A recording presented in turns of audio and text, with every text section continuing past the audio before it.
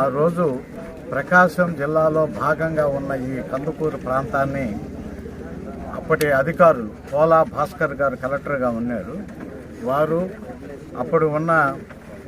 CEO గారు ఎండి గారు వీళ్ళందరూ కూడా వచ్చి ఒక స్పష్టమైన హామీనిచ్చి ఆ 3 గ్రామాల ప్రజానీకానికి నా చేత చెప్పించి మేము ఎక్కడ వాళ్ళకి మెరుగైన విధానాన్ని చూస్తాము, పొరపాటు జరగనీయము,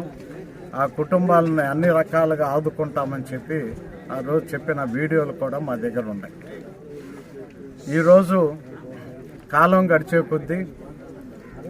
వాళ్ళ పనుల వేగవంతాన్ని పెంచుకుంటున్నారే కానీ